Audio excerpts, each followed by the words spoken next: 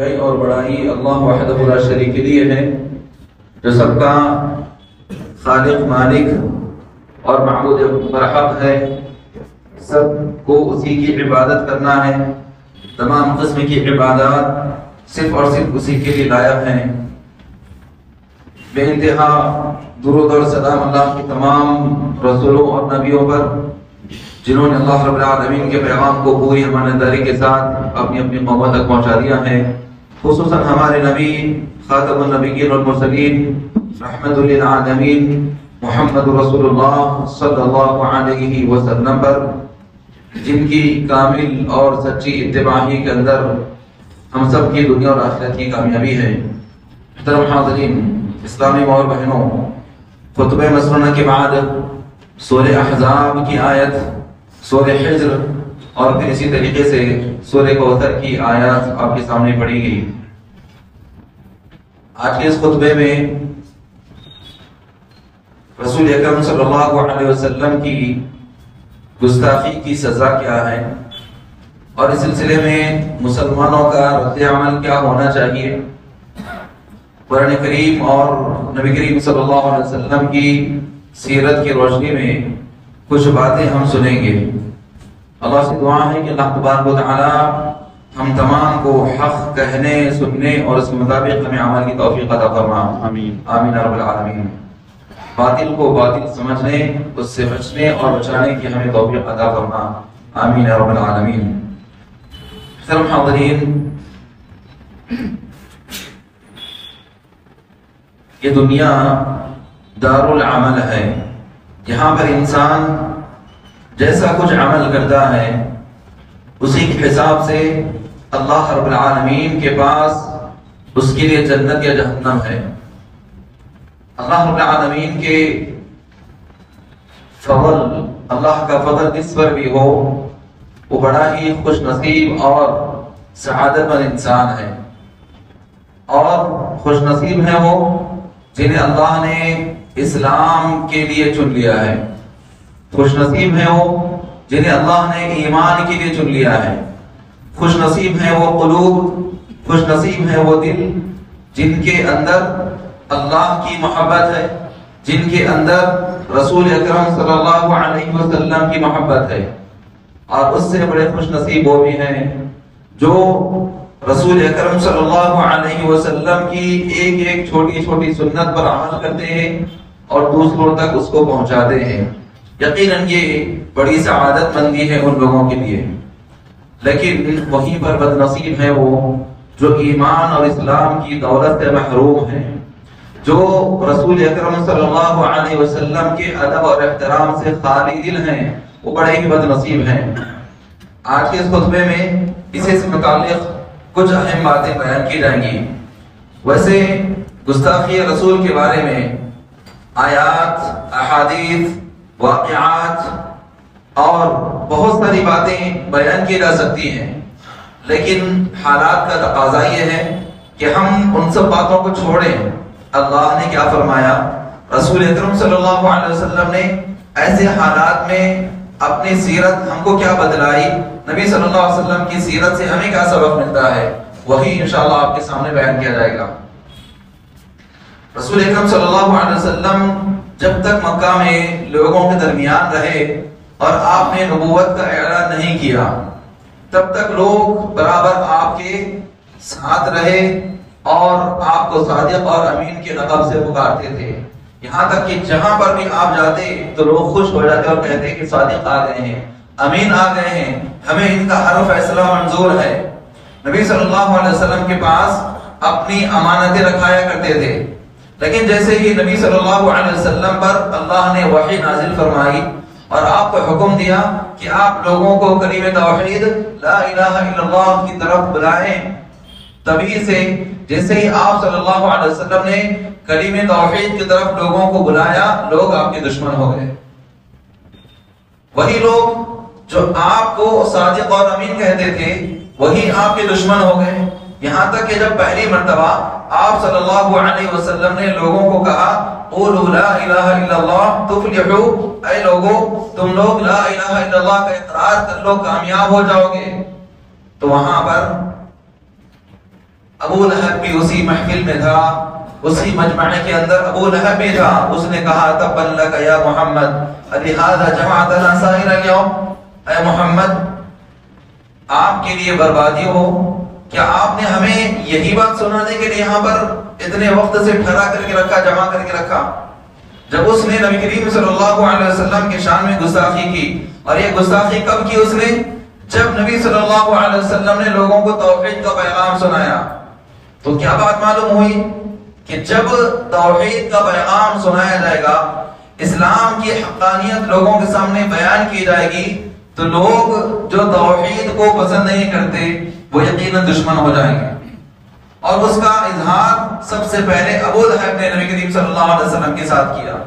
اللہ رب العالمین نے اس کے بارے میں فرمایا تبت یدا ابی لہب وتب، ابو لہب برباد ہو جائے، اس کے دونوں ہاتھ ٹوٹ جائیں، اور پھر اس کے لیے بربادی ہے، اس کے لیے جہنم کی وادیاں ہیں، اور اسی طریقے سے اس کی جو بیوی ہے اس کے لیے بھی جہنم کے اندر طوق بنا کر کے آگ کا اس کو ڈالا جائے گا.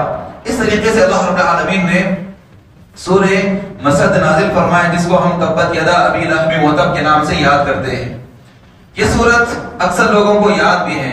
تو یہاں پر سمجھنے کی ضرورت یہ ہے کہ جب بھی توحید کا پیغام سنایا جائے گا، اسلام کی بات لوگوں کے سامنے بیان کی جائے گی، تو لوگ اس کے دشمن ہو جائیں گے.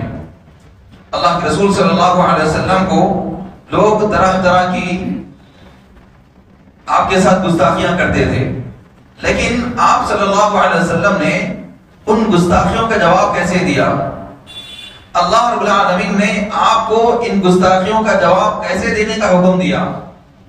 جیسے لوگ کبھی کہتے ساحر، جادوگر ہے، کبھی کہتے مجنون، کبھی کہتے شاعر، لیکن آپ صلی اللہ علیہ وسلم کو اللہ نے حکم دیا فاصبر صبرا جمیلا، اے نبی آپ بہترین صبر کیجئے.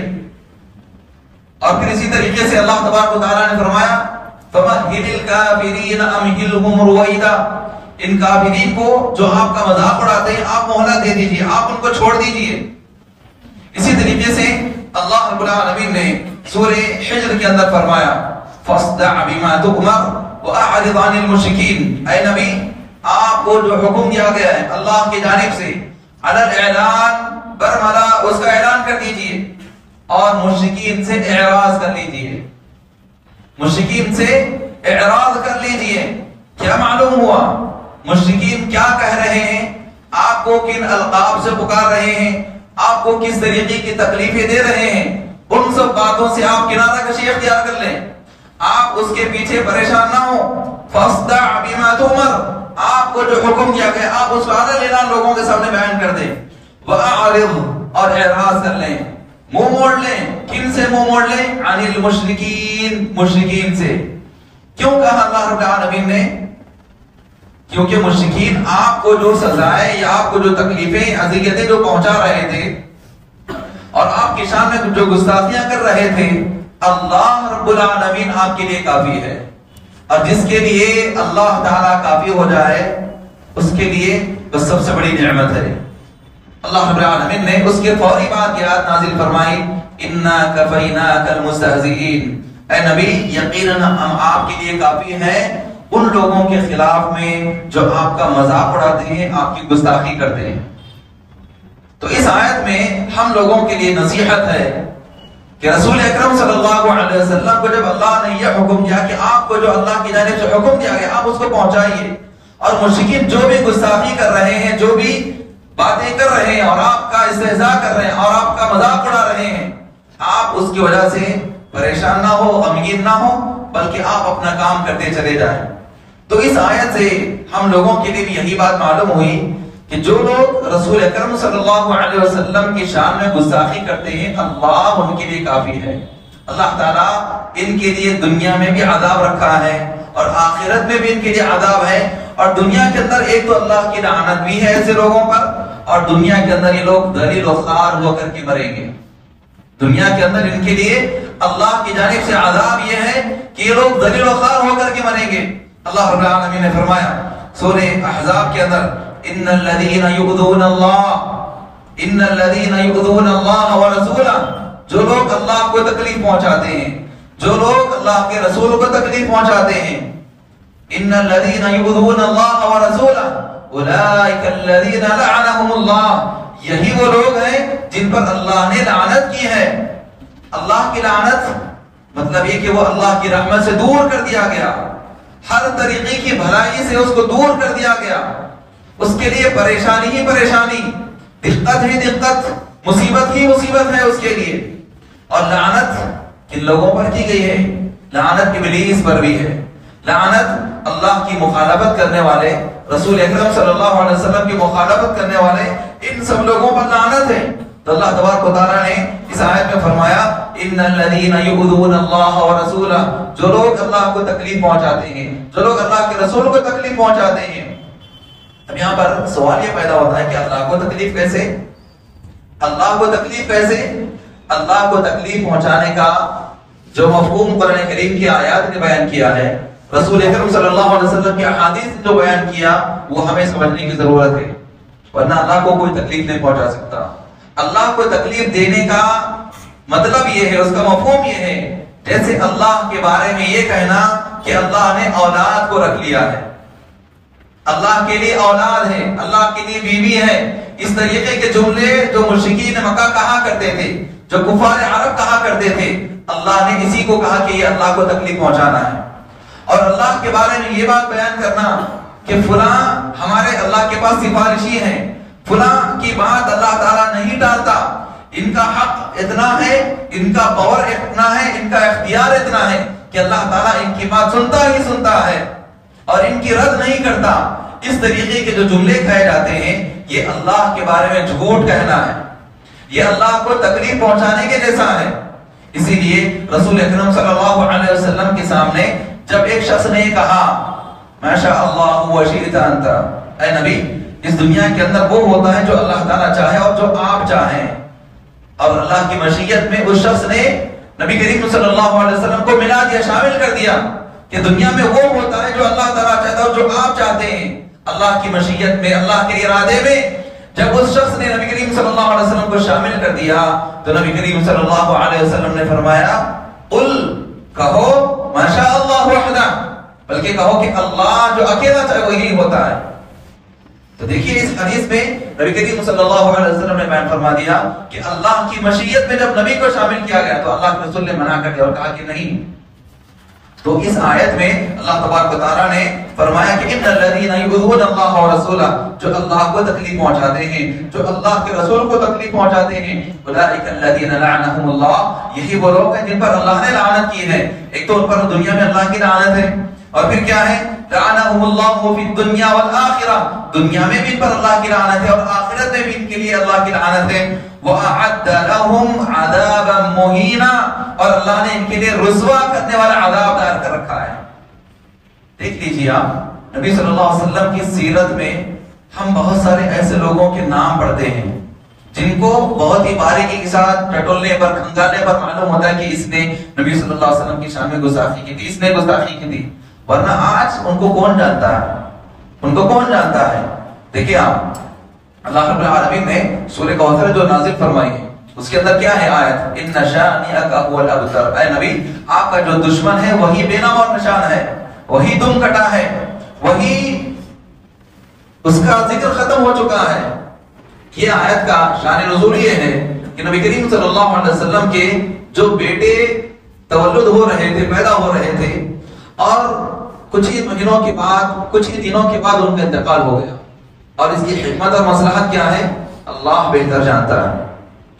جب نبی کریم صلی اللہ علیہ وسلم کے بیٹوں میں سے کوئی بھی بقیت حیات نہ رہے تو دشمنوں میں سے ایک شخص نے یہ کہا کہ اب تر ہے، مقطوع النسل، نبی صلی اللہ علیہ وسلم کی نسل اعوذ باللہ ختم کر دی گئی، اب آپ کا کوئی بھی نام اور نشان لینے والا باقی نہیں ہے۔ اس نے یہ کہا، اللہ رب العالمین نے فرمایا کہ اے نبی آپ کا جو دشمن ہے وہی بے نام اور نشان ہے، اور تاریخ جانتی ہے، دنیا جانتی ہے کہ آج اس کی نسل کا کوئی بھی شخص باقی نہیں ہے، اس کا نام کوئی بھی نہیں جانتا۔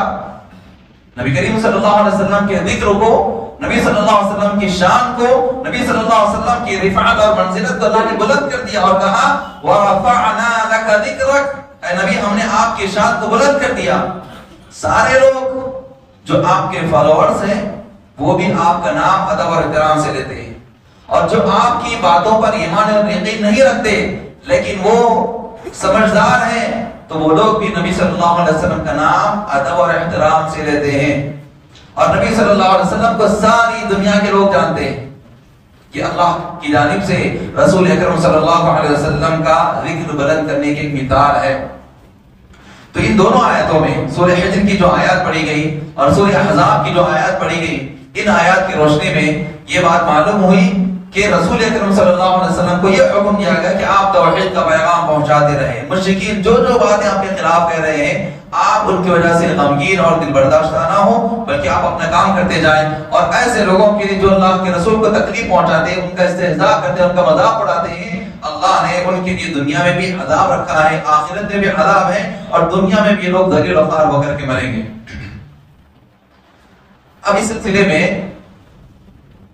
لوگوں کے اندر خاص طور پر ایسے موقع پر کچھ نعرے بلند ہوتے ہیں مسلمانوں کی جانب سے، نوجوانوں کی جانب سے، رسول کی گستاخی ایک ہی سزا، اس کا سر تن سے جدا، اس کا سر تن سے جدا۔ یہ کس نے کہا؟ کہ یہ قرآن کریم کی آیت میں بیان کیا گیا؟ کیا یہ رسول اکرم صلی اللہ علیہ وسلم کے حدیث میں بیان کیا گیا؟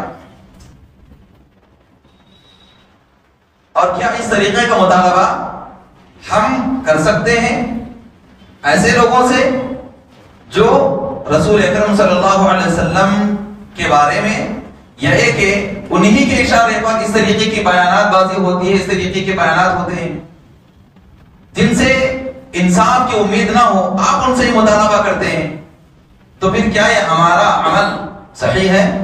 نہیں ہے۔ لہذا اس طریقے کے جو نعرے بلند کیے جاتے ہیں، اسلام کی روشنی میں، قرآن کریم کی آیات اور نبی کریم صلی اللہ علیہ وسلم کی احادیث کی روشنی میں، سیرت کی روشنی میں اس طریقے کے نعرے بلند نہیں کرنا ہے، یہ صحیح نہیں ہے۔ رسول اکرم صلی اللہ علیہ وسلم کی شان میں بھی گستاخی کی آپ ہی کے زمانے میں، لیکن نبی نے ان کے ساتھ کیسے برتاؤ کیا، نبی نے ان کے ساتھ کیسے برتاؤ کیا، یہ ہمارے لیے بہت ضروری ہے۔ جیسے ثمامہ بن اسال جو اپنے قبیلے کے سردار تھے، وہ رسول اکرم صلی اللہ علیہ وسلم کی شان میں گستاخی کر رہے ہیں، لیکن نبی صلی اللہ علیہ وسلم نے ان کو اپنے سامنے رکھا، مسجد نبوی میں 3 دنوں تک ان کو باندھ کر کے رکھا، روکا، لیکن صبح و شام جیسے ہر نماز کے لیے آ رہے ہیں تو اس وقت برابر ان کی خیریت پوچھ رہے ہیں، ان کے لیے کھانے پینے کا انتظام کر رہے ہیں، ساری چیزیں 3 دنوں تک انہوں نے دیکھا نبی صلی اللہ علیہ وسلم کے اخلاق، نبی صلی اللہ علیہ وسلم کی باتیں اور آپ کا رویہ ان کے ساتھ اور مسلمانوں کے ساتھ، دشمنان اسلام کے ساتھ کیسا ہے۔ یہ تمام رویہ اور برتاؤ دیکھنے کے بعد تیسرے دن وہ کہتے ہیں کہ محمد صلی اللہ علیہ وسلم آپ میرے ہاتھ کھول دیجئے، میرے پاس دنیا میں سب سے زیادہ مقبول اور ناپسندیدہ چہرہ اور کراہیت والا چہرہ اگر کوئی تھا تو وہ آپ کا چہرہ تھا، لیکن آج میرے پاس سب سے محبوب اور پسندیدہ ترین چہرہ کوئی ہے تو آپ کا چہرہ ہے۔ وہ اسلام قبول کر لیتے ہیں۔ تو کیا معلوم ہوا سیرت کے اس واقعے سے کہ نبی کریم صلی اللہ علیہ وسلم نے اپنے اخلاق کے ذریعے سے، اپنی تعلیمات کے ذریعے سے، اپنے برتاؤ کے ذریعے سے ان لوگوں کو متاثر کیا، اور جو اس طریقے کی باتیں آج نبی کریم صلی اللہ علیہ وسلم کی شان میں یا اللہ کے بارے میں جو باتیں بیان کی جاتی ہیں دشمنان اسلام کی جانب سے، اس میں ایک قصور مسلمان نوجوانوں کا بھی ہے، مسلمانوں کا بھی ہے۔ اللہ رب العالمین نے فرمایا وَلَا تَسُبُّوا الَّذِينَ يَدْعُونَ مِن دُونِ اللَّهِ فَيَسُبُّوا اللَّهَ عَدْوًا بِغَيْرِ عِلْمٍ۔ کسی کے بارے میں گالی گلوچ کرنا اسلام نے ہمیں اس کا حکم نہیں دیا۔ کہ گالیاں دینا یہ کس کی عادت ہے؟ منافقین کی عادت ہے۔ گالی دینا منافقین کی عادت ہے، جیسا کہ نبی کریم صلی اللہ علیہ وسلم نے کہا فرمایا حدیث میں کہ 3 باتیں ہیں، بلکہ ایک حدیث میں 4 باتیں بیان کی گئی، جس کے اندر ان میں سے ایک بات بھی ہو تو وہ اس کے اندر منافق کی علامت نفاق کی خصلت ہے، اور جس کے اندر تمام باتیں ہوں وہ پکا منافق ہے۔ اس میں کیا ہے؟ اذا خاصم فجر، جب جھگڑے کی بات آ جائے تو گالی گلوچ پر اتر آئے۔ گالی گلوچ کرنا، گالیاں دینا، یہ کس کا طریقہ ہے؟ منافقین کا، مسلمانوں کا نہیں ہے۔ اور آپ دیکھیں گے کہ صحابہ کرام میں سے کبھی کوئی کسی کو گالی نہیں دیتے، کیونکہ اللہ کے رسول صلی اللہ علیہ وسلم نے جب ان کے سامنے بیان کیا کہ بدنصیب ہے وہ شخص جو اپنے ماں باپ کو گالی دیتا ہے، صحابہ پریشان، اپنے ماں باپ کو کون کیوں گالی دے گا، کیونکہ وہ اتنا پاک باز اور اتنا مہذب معاشرہ تھا کہ وہاں پر گالی کا تصور ناممکن تھا، اور وہ گالی بھی اپنے ماں باپ کو، تو بہت ہی ناممکن بات نبی کریم صلی اللہ علیہ وسلم نے جب ان کے سامنے بیان کی تو صحابہ پریشان ہو گئے کہ یہ کیسے ممکن ہے؟ تو نبی صلی اللہ علیہ وسلم نے فرمایا کہ یسب ابا الرجل ویسب ابا، یہ شخص کیا کرتا ہے، کسی کے باپ کو گالی دیتا ہے، وہ اس کے باپ کو پلٹا کر کے گالی دیتا ہے، یا کسی کی ماں کو گالی دیتا ہے پلٹا کر کے وہ شخص اس کی ماں کو گالی دیتا ہے، تو یہی اپنے ماں باپ کو گالی دینا ہے۔ تو لہذا اسلام نے مسلمانوں کو یہ حکم دیا ہے کہ وہ کبھی برا بھلا نہ کہیں، گالی نہ دیں، کن کو؟ وَلَا تَسُبُّوا الَّذِينَ يَدْعُونَ مِن دُونِ اللَّهِ، اللہ کے علاوہ جس کو بھی پکارا جاتا ہے آپ ان کو گالی نہ دیں، اللہ نے حکم دیا۔ اب یہ جو واقعہ پیش آیا اور ہمارے لوگ کن سے متاثر ہوتے ہیں، کیسے لوگوں کو فالو کرتے ہیں، کس کی وجہ سے ہو رہا ہے؟ جیسے چند دنوں پہلے وہ عورت نے جو کیا تھا، وہاں پر بھی اس کو اس طریقے کی باتیں کہنے پر وہاں پر جو بیٹھے وہ شخص تھا ٹوپی پہن کر کے، اس نے اس کو اس طریقے کی باتیں کہنے پر اس کو اکسایا، وہ اظہار کر دی وہاں پر۔ اور یہاں پر جو حیدرآباد کے اندر جس ملعون نے اس طریقے کی باتیں بیان کی، اس کے پیچھے بھی کس کو؟ ایک مسخرے کو، جو سیاسی امور کے تحت یہ کہ دنیاوی مقاصد کے تحت وہ کمیٹی کرتا ہے، تو اس کی وجہ سے اس نے ہمارے نبی صلی اللہ علیہ وسلم کی شان میں اس نے گستاخی کی۔ یہاں پر ہم گستاخی کرنے والوں کی تائید نہیں کر رہے ہیں، بلکہ یہ بتلانا چاہتا ہوں کہ جنہوں نے نبی صلی اللہ علیہ وسلم کی شان میں گستاخی کی اس کا سبب بنے، وہ ایسے ہی لوگ ہیں۔ اللہ نے فرمایا وَلَا تَسُبُّوا الَّذِينَ يَدْعُونَ مِن دُونِ اللَّهِ، اللہ کہہ رہا جس کو بھی پکارا جاتا ہے آپ ان کو ہرگز گالی نہ دیں۔ فَيَسُبُّوا اللَّهَ، وہ لوگ پلٹا کر کے کیا کریں گے؟ بدلے میں نتیجے میں اللہ کو گالی دیں گے، عدباً، دشمنی کی وجہ سے، بغض کی وجہ سے، بغیر علم، بغیر علم کی وجہ سے۔ یہ سورہ انعام کی آیت ہے۔ لہذا اس طریقے کے جو بھی واقعات پیش آتے ہیں، ہم ہرگز کوئی بھی ایسا عمل نہ کریں، کوئی بھی ایسی بات نہ کریں کہ جس کی وجہ سے نبی صلی اللہ علیہ وسلم کی شان میں گستاخی کی جائے، جس کی وجہ سے اسلام کو برا کہا جائے، جس کی وجہ سے اسلامی تعلیمات کو بدنام کیا جائے۔ اور ایسے موقع پر ہم مسلمانوں کا رد عمل کیا ہونا چاہیے؟ یعنی ہم کیا کرنا ہے ایسے موقع پر جب نبی صلی اللہ علیہ وسلم کی شان میں گستاخی کی جاتی ہے؟ تو اس میں سب سے پہلے اور اہم ضرورت ہے کہ عملی لحاظ سے ہم بتلائیں کہ ہاں ہمارے نبی کیسے تھے، ہمارے اخلاق کو دیکھ کر کے لوگ کہہ رہے بھائی تم یہ جو اخلاق سے پیش آتے ہو، تمہارے اندر جو اچھے اخلاق ہیں، بہترین تعلیمات پہ جو تم عمل کر رہے ہو، یہ کس وجہ سے ہے؟ ہم اس وقت کہنا کہ یہ ہمارے نبی نے ہم کو حکم دیا ہے، یہ ہمارے نبی کی تعلیمات ہیں، تو عملی محبت سے ہم اس کا اظہار کریں، ورنہ زبانی دعویٰ جمع خرچ تو بہت سارے لوگ کرتے ہیں۔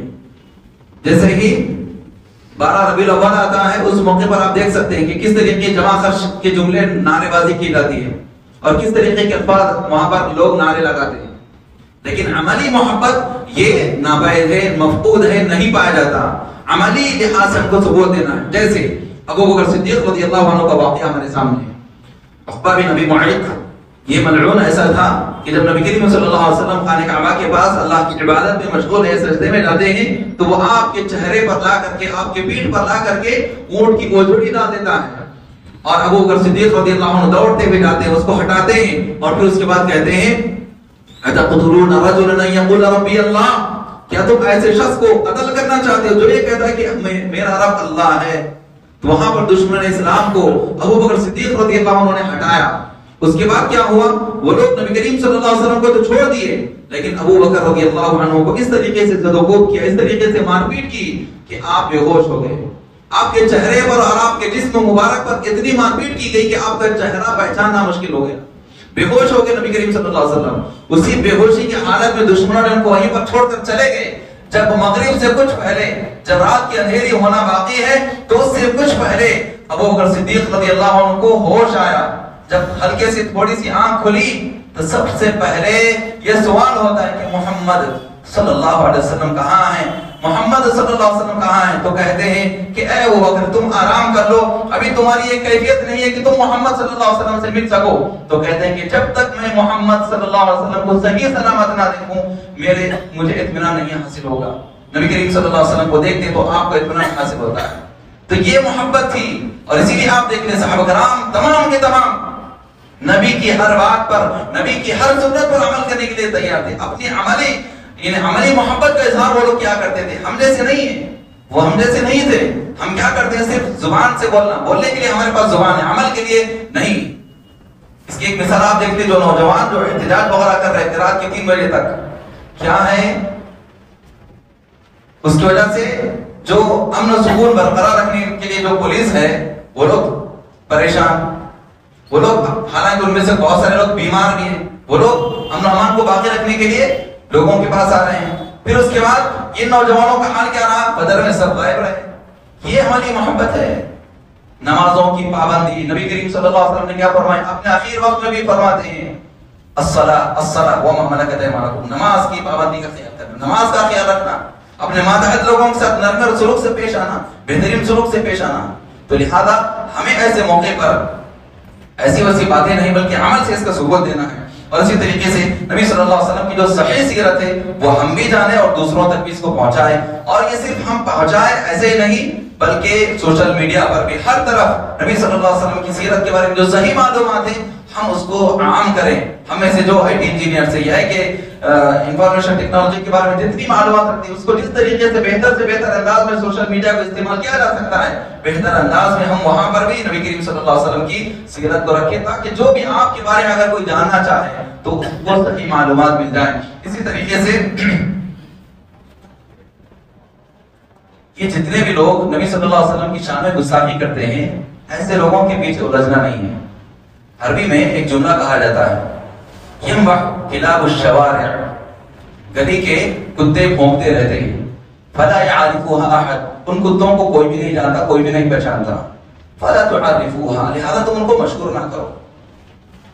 بہت بہترین اور صحیح بات ہے.